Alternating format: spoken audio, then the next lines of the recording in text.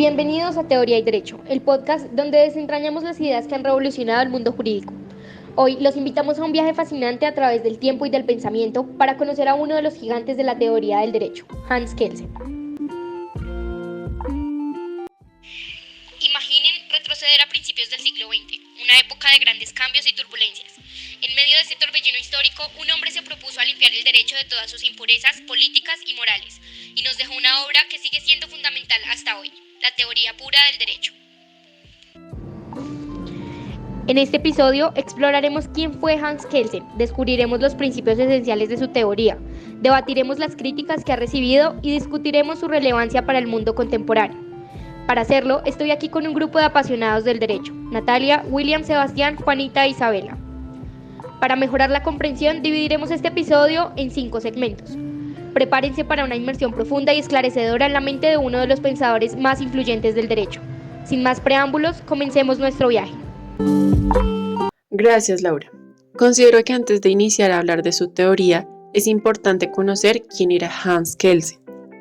Hans Kelsen nació el 11 de octubre del año 1881 en Praga, que en ese entonces formaba parte del Imperio Austrohúngaro.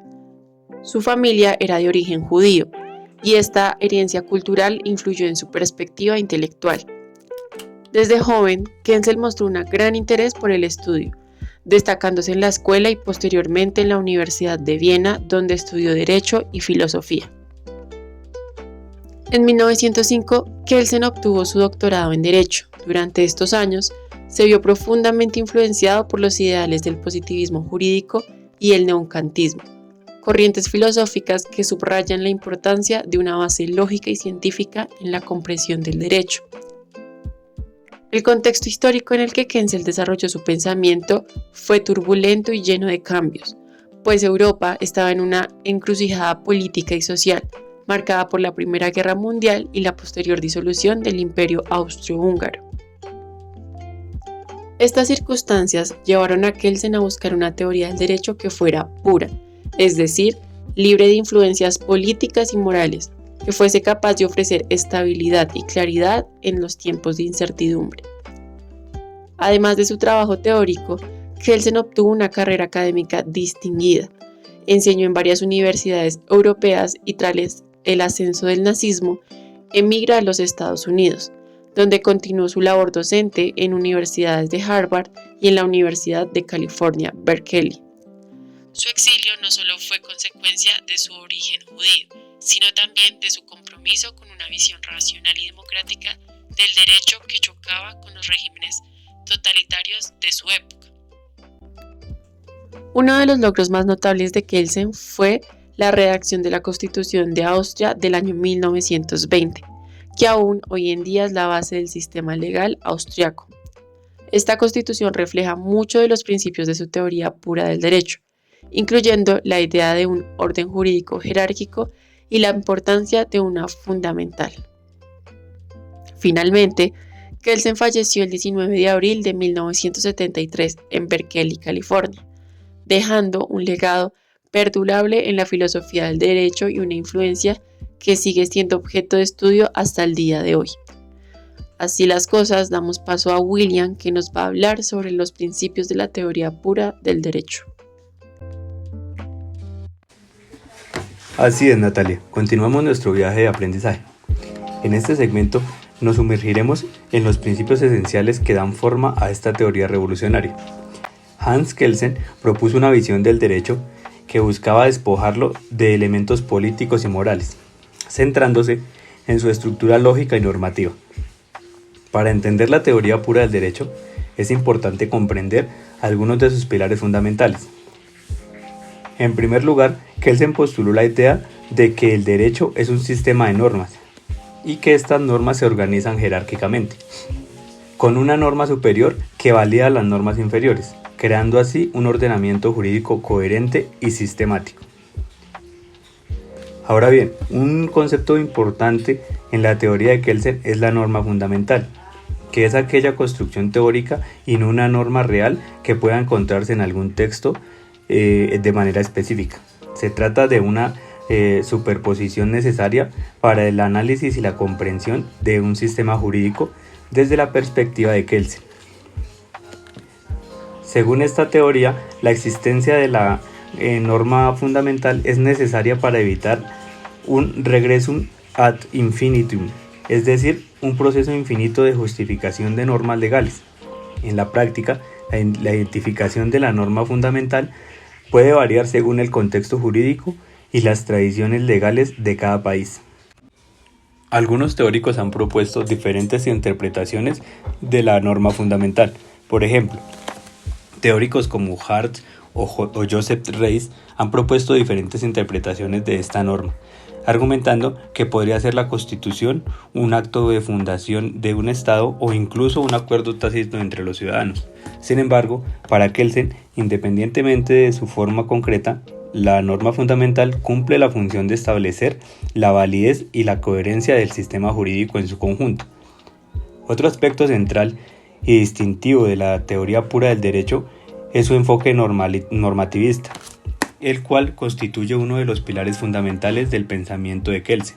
Este enfoque postula que el derecho debe ser entendido primordialmente como un conjunto de normas que prescriben ciertas conductas y establecen sanciones para su incumplimiento.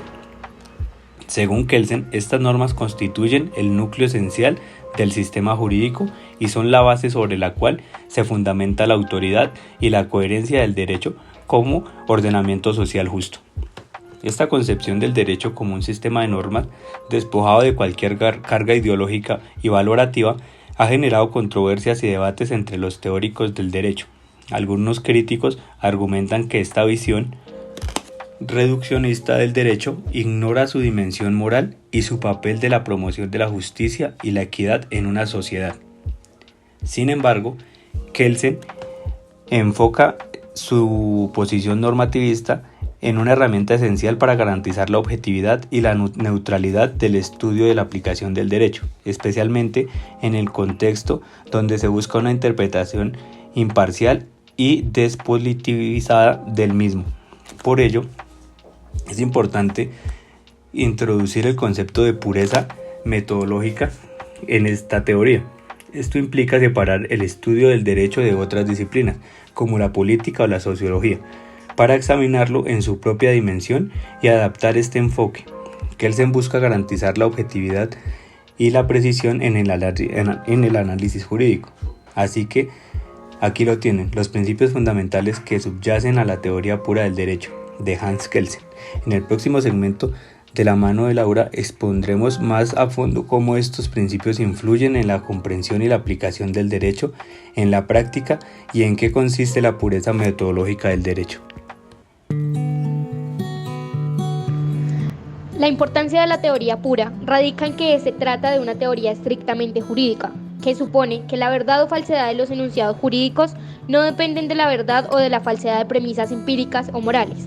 La existencia y el contenido del derecho, como reza la premisa fundamental del positivismo, dependen de hechos sociales y no de cualidades o virtudes. En este sentido, Kelsen hace referencia a la pureza metódica de la ciencia jurídica.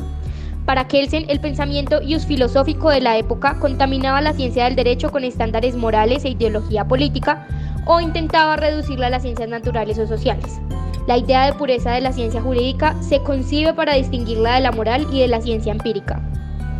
La pureza en la doctrina kelsiana se relaciona con la tesis de la independencia, que por un lado significa la separación entre el ser y el deber ser, en virtud de lo cual no es posible justificar un enunciado normativo mediante un enunciado empírico. De otro lado, exige que la justificación de los enunciados normativos se refiera únicamente a otros enunciados normativos. El derecho en la teoría pura es un orden normativo porque lo concibe desde el deber ser objetivo que comportan las normas que lo integran. Una norma es lo que debe ser, es decir, lo que se espera que oriente una determinada conducta. La teoría pura concibe a la norma jurídica como un juicio hipotético que expresa el vínculo específico que se establece entre un hecho condicionante y su consecuencia. Una norma es entonces el sentido de un acto con el cual se ordena o permite y en especial se autoriza un comportamiento. De aquí que deba también diferenciarse entre el acto de voluntad, que es el que estatuye una norma, y su validez jurídica. Por ejemplo, distingue al asesinato de la pena de muerte. Como acontecimientos empíricos son iguales, pero su significación jurídica es radicalmente opuesta. Una distinción importante que debemos hacer en este punto se mueve exclusivamente en el ámbito del deber ser y trata sobre las normas jurídicas y las normas morales. Lo que las diferencia no es su contenido, sino su estructura.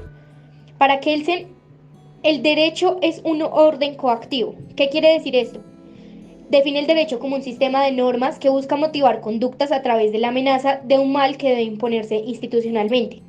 En la mayoría de estos casos, la norma jurídica no ordena directamente la conducta del sistema que lo quiere motivar, sino que por el contrario articula una sanción a esta conducta contraria. Pensemos en el siguiente ejemplo. Para establecer la prohibición de matar, el derecho no recurre a enunciados como está prohibido matar, sino que más bien suele valerse de enunciados como el que matare a otro incurrirá en X años de prisión. En este punto, los sistemas morales, al contrario, no cuentan con un sistema coactivo institucionalizado, y las normas morales tienen la característica estructural de ordenar positivamente la conducta debida. Por ejemplo, para el caso de la prohibición de matar, una norma moral establece dicha prohibición a través del enunciado no se debe matar.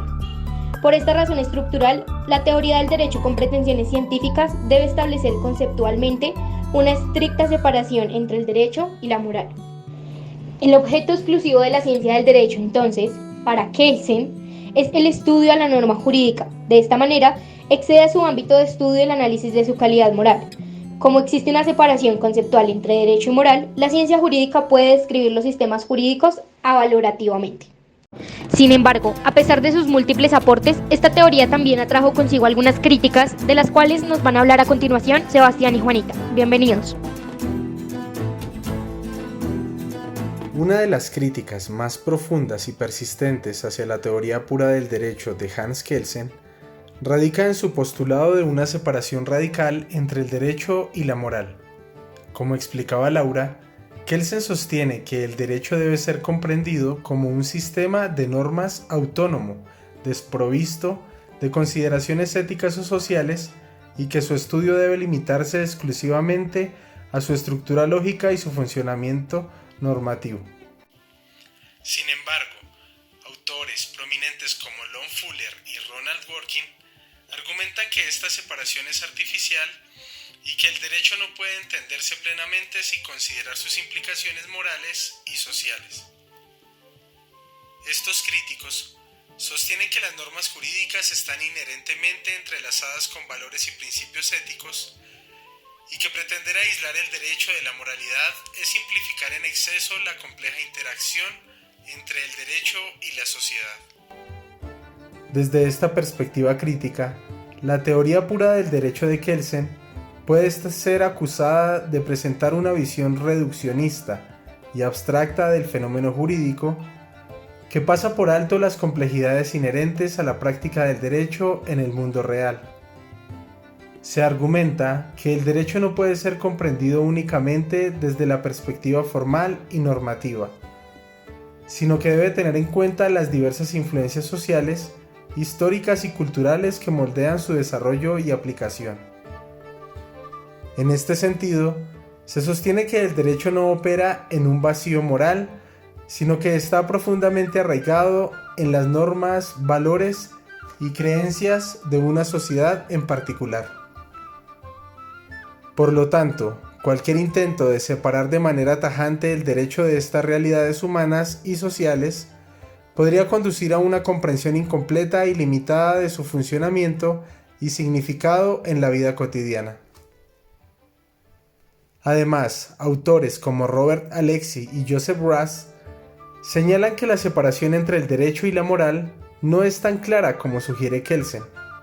Alexy, en su obra Teoría de los Derechos Fundamentales, argumenta que los derechos fundamentales tienen un componente moral que influye en su interpretación y aplicación.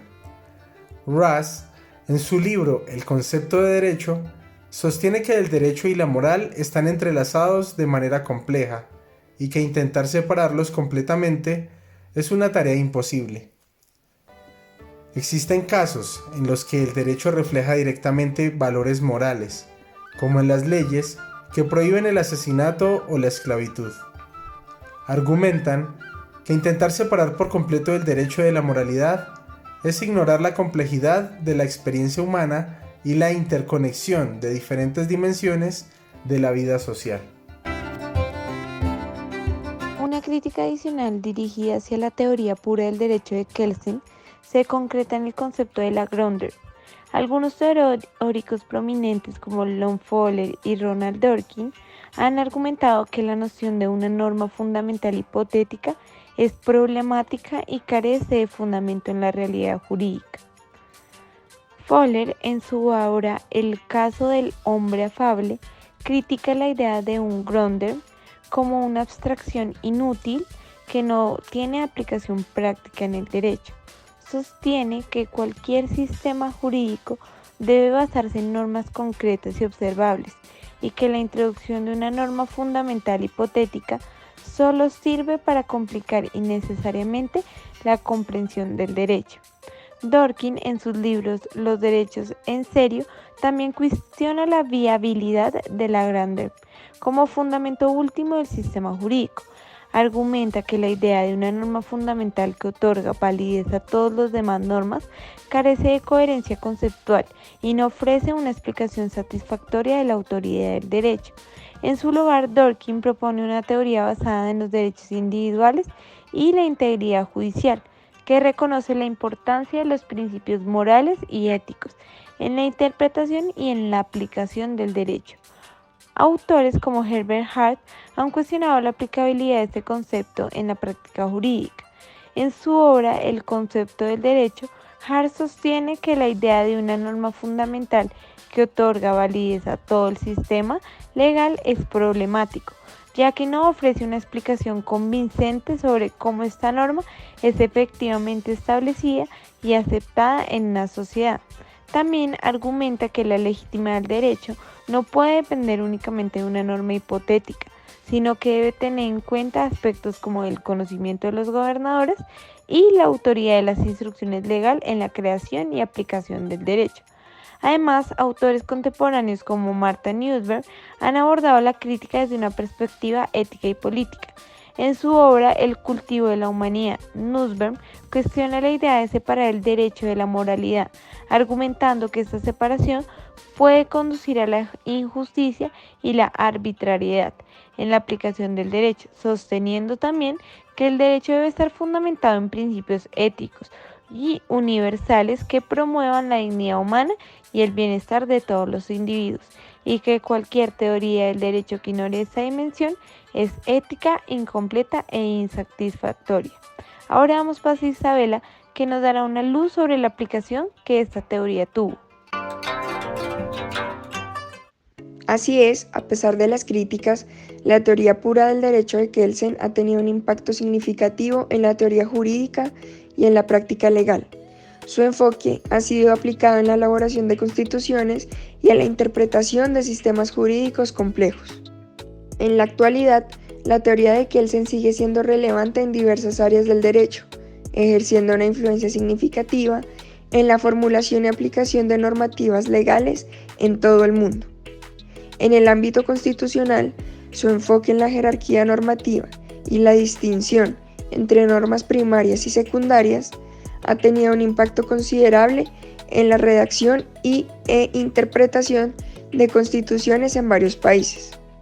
Por ejemplo, en Austria, la teoría pura del derecho ha influido en la redacción de su constitución, estableciendo un sistema normativo coherente y jerárquicamente organizado que ha servido como base para el desarrollo del ordenamiento jurídico del país. Del mismo modo, en Alemania, los principios de Kelsen han sido incorporados en la ley fundamental, proporcionando un marco legal sólido y estructurado que garantiza la coherencia y la estabilidad del sistema jurídico alemán. En Brasil, la influencia de la teoría pura del derecho se refleja en la interpretación de la Constitución Federal, donde se han aplicado los conceptos de norma fundamental y jerarquía normativa para resolver casos complejos y establecer precedentes legales sólidos. Estos han contribuido a la consolidación del sistema jurídico brasileño y al fortalecimiento del Estado de Derecho en el país.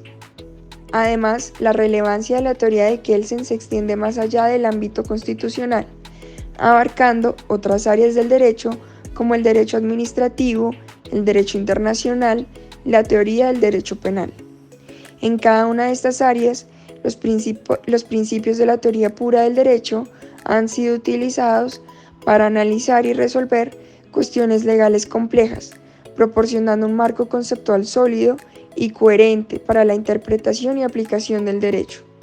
En el derecho internacional, la teoría pura del derecho ha sido aplicada en la resolución de conflictos y la interpretación de tratados y convenciones internacionales.